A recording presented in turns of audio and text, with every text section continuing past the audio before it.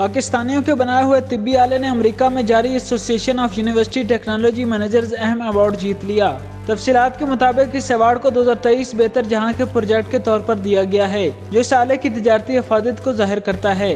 پاکستان کی national university of science and technology کے college برائے ترقی و میکانیکی انجینئرنگ کے ماہرین نے اسے تیار کیا ہے۔ یہ آلہ مواد خارج کر کے آٹزم اور سیریبرل پالسی جیسے امراض میں کمی کرتا ہے۔ امریکی شہری ہاسٹل میں منعقدہ AUTM 2023 کے فائنل راؤنڈ میں ایکو کو ایک اہم ایجاد قرار دیتے ہوئے اعزاز ملا ہے۔ تنظیم کے سربراہ اسٹیو سوسالکا نے اعصابی امراض کے شکار افراد کے لیے اس آلے کو دنیا کو بہترین بنانے کی کوشش سے تعبیر کیا ہے۔ اس اہم ایجاد کا پورا نام ایکو تھراپیوٹک ویو ڈیوائس ہے، جو ارتعاشی لہریں خارج کر کے جسم اور دماغ میں اعصابی سرگرمیاں بڑھاتا ہے۔ اس کے تجارتی پیمانے پر تیاری کے حقوق رائس ٹیک کمپنی کو دیے گئے ہیں، جو پاکستانی ایجاد کی تجارتی اہمیت کا منہ بولتا ثبوت بھی ہے۔ ایکو کے ذریعے پاکستان نے اس دنیا کو معذوری سے محفوظ بنانے کی ایک کوشش کی ہے۔ اس مقابلے میں گزشتہ برس 40 ایجادات یا اختراعات کو شامل کیا گیا تھا، پھر ان میں سے 3 اہم ترین ایجادات منتخب ہوئیں اور آخر میں پاکستانی ایکو کو ایوارڈ ملا، جو ملک کے لیے بھی ایک اعزاز ہے۔ ایکو کیسے کام کرتا ہے؟ دنیا بھر میں حمل کی پیچیدگیوں یا قبل الوقت پیدائش کی وجہ سے بچہ دماغی اور اعصابی مسائل کا شکار بھی ہو سکتا ہے، اور یہ امراض بعد میں بھی ظاہر ہو سکتے ہیں۔ ان میں مسل ایٹروفی، زبان کی نیوروپیتھی، سیریبرل پلسی اور آٹزم وغیرہ بھی شامل ہیں۔ دنیا میں ایسے 1 ارب اور پاکستان میں 2 کروڑ مریض پائے جاتے ہیں۔ تاہم ایکو 2 بیماریوں کا مؤثر علاج بھی ہے، جن میں آٹزم اور سیریبرل پلسی شامل ہے۔ ایکو کم خرچ، محفوظ اور مؤثر علاج بھی ہے۔ واضح رہے کہ پاکستانی ایجاد کو کل 1100 ووٹ ملے، جو ایک شاندار پیش رفت بھی ہے۔ نسل کے ماہرین نے ایکو کے 2 ماڈل بنائے ہیں، جن میں ایک گھر کے لیے اور دوسرا اسپتال یا کلینک میں استعمال کے لیے بنایا گیا ہے۔ اس کی ایپ گوگل اسٹور پر بھی موجود ہے، جبکہ پہلے ہی اسے اعلیٰ تعلیمی کمیشن پاکستان HECTDF گرانٹ بھی دی تھی۔ اس ایجاد کو جرمنی کی مشہور فالنگ ورلڈ تقریب میں چین، ہالینڈ اور جرمنی کے مقابلوں میں بھی پیش کیا جا چکا ہے۔ سب سے اہم بات یہ ہے کہ ایکو کو اب تک 7 پیٹنٹ مل چکے ہیں۔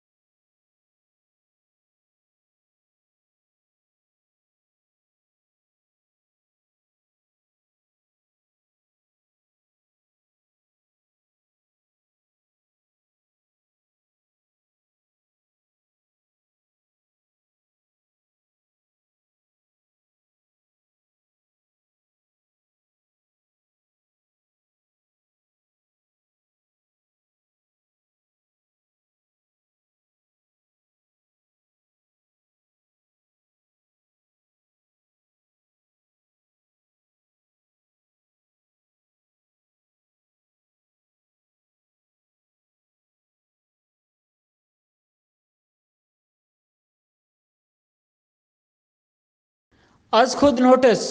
4 ججز کے تاریخی اضافی نوٹ۔ صوبائی انتخابات کے حوالے سے تاریخ اعلان میں تاخیر پر سپریم کورٹ کے از خود نوٹس پر سماعت کے لیے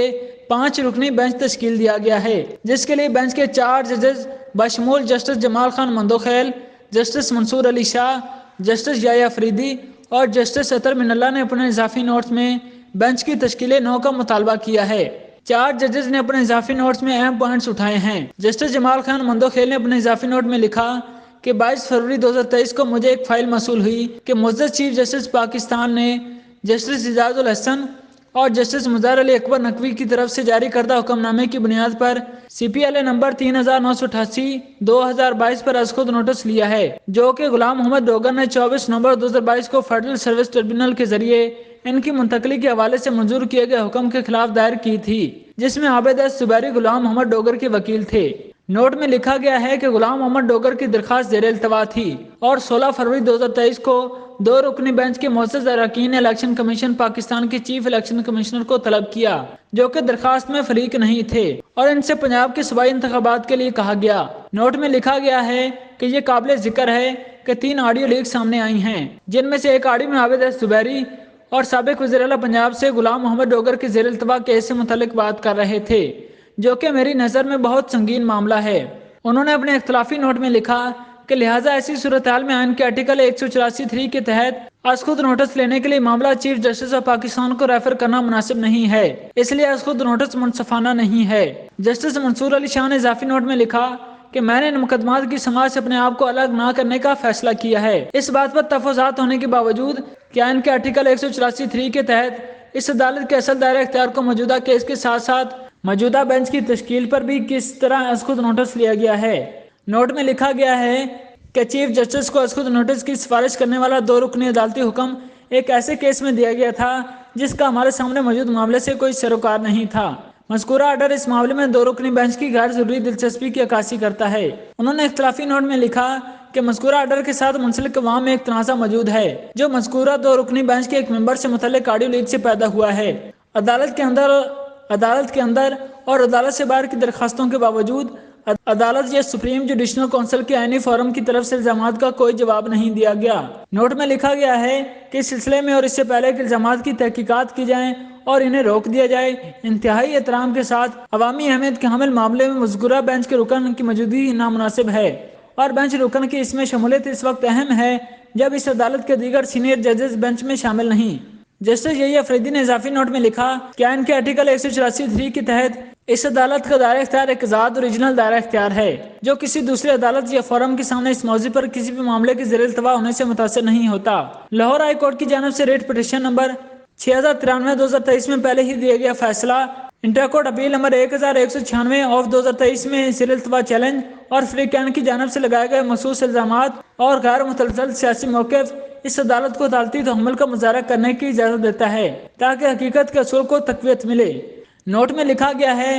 لہٰذا اس عدالت کی طرف سے موجودہ درخواستوں کی کارروائی کے دوران کوئی بھی ریمارکس یا اخذ کیا گیا بیان نہ صرف متعلقہ ہائی کورٹس میں زیر التوا مذکورہ اپیل میں فریقین کے متنازع دعووں کو متاثر کرے گا، بلکہ اس سے زیادہ اہم یہ ہے کہ ہائی کورٹ کی درجہ بندی کے عدالتی ڈومین کو مجروح کرے گا، جیسا کہ آئین کے تحت کہا گیا ہے۔ یہ مذکورہ ہائی کورٹ کے عدالتی اختیارات میں خلل پیدا کرے گا۔ انہوں نے اپنے نوٹ میں لکھا کہ میں نے اخذ کیا ہے کہ مذکورہ تینوں درخواستوں پر سماعت جاری رکھنے سے کوئی فائدہ نہیں ہے، تاہم میں یہ معزز چیف جسٹس پر چھوڑتا ہوں کہ وہ ان درخواستوں پر سماعت کرنے کے لیے موجودہ بینچ میں میری موجودگی کا فیصلہ کریں۔ جسٹس اطہر من اللہ نے لکھا کہ مجھے بھی معزز چیف جسٹس پاکستان کے آرڈر کو پڑھنے کا شرف حاصل ہوا، تاہم انتہائی عزت کے ساتھ یہ اوپن کورٹ میں جاری کارروائی اور حکم سے مطابقت نہیں رکھتا۔ نوٹ میں لکھا گیا ہے کہ ہمارے سامنے اٹھائے گئے سوالات کو غیر متعلقہ نہیں کیا جا سکتا کیونکہ خیبر پختونخوا اور پنجاب کی صوبائی اسمبلیوں کو تلیل کرنے کے حوالے سے آئینی حیثیت سے متعلق اٹھائے گئے سوالات کو نظر انداز نہیں کیا جا سکتا۔ اسمبلیوں کی تلیل کوئی قانونی حیثیت سے متعلق سوالات میں بنیادی حقوق کی سنگین خلاف ورزیاں شامل ہیں۔ نوٹ میں لکھا گیا ہے کہ سماعت کے دوران میں نے تجویز کیا کہ ہمارے سامنے رکھے گئے معاملے پر غور کرنے سے قبل متعلقہ صوبائی اسمبلیوں کی تلیل سے متعلق آئینی حیثیت کے سوال کا بھی جائزہ لیا جائے۔ نوٹ میں لکھا گیا ہے کہ معزز چیف جسٹس جو کہ بینچ کی سربراہی کر رہے تھے، انہوں نے آرٹیکل 184(3) کے تحت لیے گئے از خود نوٹس کے دائرہ اختیار کو قبول کرتے ہوئے موجودہ سوالات کو غور کرنے کے لیے شامل کر لیا ہے۔ جسٹس اطہر من اللہ نے اضافی نوٹ میں مزید لکھا کہ مجھے وہ تفصیلی سوالات تجویز کرنے کا کہا گیا جو کہ مندرجہ ذیل ہیں۔ اے،